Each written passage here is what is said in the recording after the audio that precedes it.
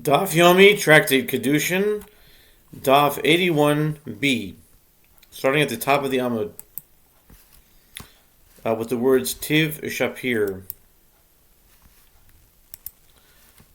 which means sit properly. So this is Plamo saying to the pauper, who was really Satan in disguise, and was doing repulsive things, and Plamo said to him, sit properly, and do not act in a revolting manner. Satan then said to him, give me a cup. They gave him a cup. He coughed up his phlegm and spat it into the cup. They berated him for acting this way, at which point Satan pretended to sink down and die. They heard people around them saying, Plamo killed a man! Plamo killed a man! Plamo fled and hid himself in the bathroom. Satan followed him and fell before him. Upon seeing that Plamo was suffering, he revealed himself to him. Satan said to him, what is the reason you spoke this way, provoking me by saying, an arrow in the eye of Satan? He replied, but what then should I say? Satan said to him, let the master, in other words, Plamo, say, let the merciful one rebuke Satan. The Gemara relates, Rabbi Chia bar Ashi was accustomed to say, whenever he would fall on his face in prayer, may the merciful one save us from the evil inclination. One day his wife heard him saying this prayer. She said, after all, it has been several years since he has withdrawn from engaging in intercourse with me due to his advanced years. What is the reason that he says this prayer? As there is no concern that he will engage in sinful sexual behavior. One day, while he was studying in his garden, she adorned herself and repeatedly walked past him. He said, who are you? She said, I am Haruta, a well-known prostitute, returning from my day at work. He propositioned her, and she said to him, give me that pomegranate from the top of the tree as payment. He leapt up, went, and brought it to her, and they engaged in intercourse. When he came home, his wife was lighting a fire in the oven. He went and sat inside it. She said to him, what is this? He said to her, such and such an incident occurred. He told her that he engaged in intercourse with a prostitute. And she said to him, it was I. He paid no attention to her, thinking she was merely trying to comfort him, until she gave him signs that it was indeed she. He said to her, I, in any event, intended to transgress. The Gemara relates, all the days of that righteous man he would fast for the transgression he intended to commit, until he died by that death in his misery. The Gemara explains the source that one who intended to transgress is punished even though he did not actually sin. As it is taught as it is taught in a brisa concerning a husband who nullified the vow of his wife, her husband has made them null, and the Lord will forgive her. Numbers 30:13. With regard to what case is the verse speaking? Why would the woman require forgiveness if her husband has nullified her vow? It is referring to a woman who vowed to be a Nazirite, and her husband heard and nullified her vow. And she did not know that her husband had nullified her vow, and she drank wine and contracted impurity from a corpse, violating her presumed vow. The Gemara relates, when Rabbi Akiva came to this verse, he would cry. He said, and if with regard to one who intended to eat pork and ate lamb, and kosher lamb came into his hand, like this woman who intended to violate her vow, but in fact did not, the Torah nevertheless says she requires atonement and forgiveness. All the more so does one who intended to eat pork, and pork came up in his hand, require atonement and forgiveness. In a similar manner, you can say that the same lesson can be derived from the verse, though he know it not, yet is he guilty, and shall bear his iniquity. Leviticus 5:17.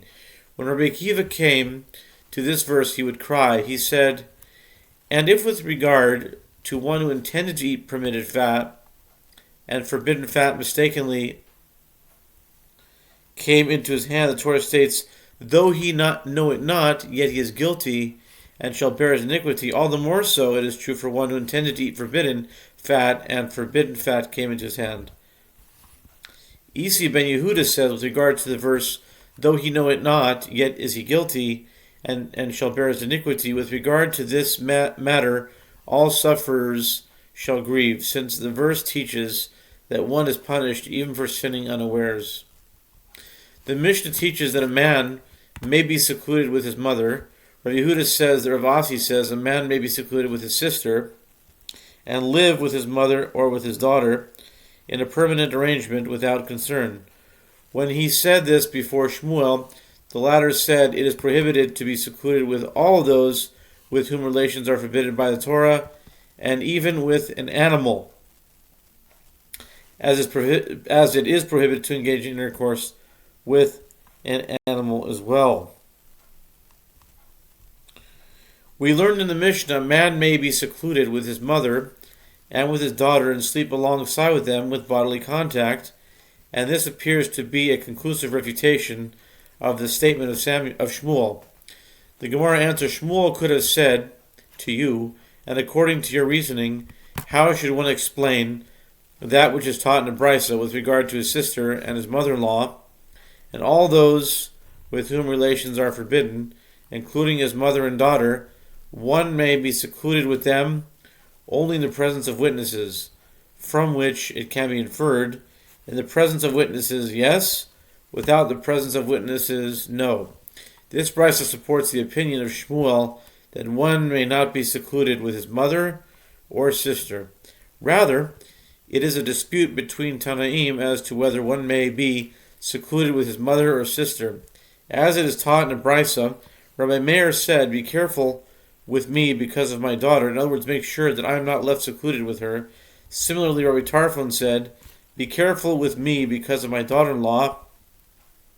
A certain student mocked him for being wary of the possibility of sinning with his daughter-in-law. Rabbi Abahu said in the name of Rabbi Chanina ben Gamliel, not many days passed until that student stumbled into sin with his mother-in-law. The Gemara stated that according to Shmuel, it is prohibited for one to be alone even with an animal. The Gemara relates, Abaye removed the animals from the entire field he was in. Rav Sheshes transferred the animals to the other side of the fence. Rav Chanan from Narada happened to come to Rav Kahana in Pum Nahara. He saw that he was sitting and studying, and an animal was standing before him. Rav Chanan said to him, "Doesn't the master hold that one may not be secluded even with an animal?" Rav Kahana said to him, "It did not enter my mind that an animal was before me."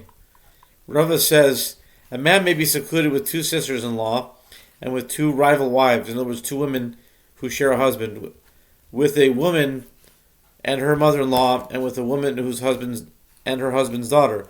Since these women typically dislike each other, each fears that the other will publicize her sins, and they will be careful not to transgress. Similarly, a man may be secluded with a woman and a girl who knows the meaning of sexual intercourse. In other words, one who is old enough to understand the nature of intercourse, but is still young enough that she does not submit herself to intercourse, since she does not yet desire it. In such a situation, the woman is concerned that the child will reveal her behavior.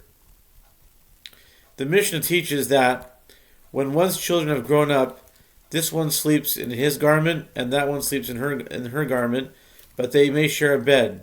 The Gemara asks, and how old must a child be to be considered grown up for the purposes of this halacha? Rav Azza says that Rav Asi says a girl must reach the age of 9 years and 1 day. A boy must reach the age of 12 years and 1 day. There are those who say a girl must reach the age of 12 years and 1 day, and a boy must reach the age of 13 years and 1 day. And according to this and that, according to both opinions, the girl is considered a child until she has reached the stage of your breasts were fashioned and your hair was grown. Ezekiel 16:7, meaning the onset of puberty. Rav from Bar Papa says that Rav Chizda says they taught that a man may sleep in close proximity to his minor daughter only if she is not ashamed to stand naked before him, but if she is ashamed to stand naked before him, it is prohibited for him to sleep close to her, regardless of her age. What is the reason? It is that the inclination has a hold upon her, as otherwise she would not be ashamed. The Gemara relates Rav Acha bar Abba arrived at the house of Rav Chizda, his son-in-law. He took his daughter's daughter and placed her on his lap. Rav Chizda said to him, "Doesn't the master think that she might already be betrothed?"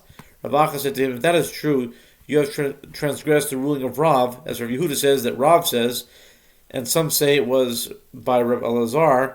It is prohibited for a man to betroth his daughter when she is a minor until she grows up and says, "I want to marry so-and-so," as otherwise she might reject the designated husband and ultimately sin by committing adultery.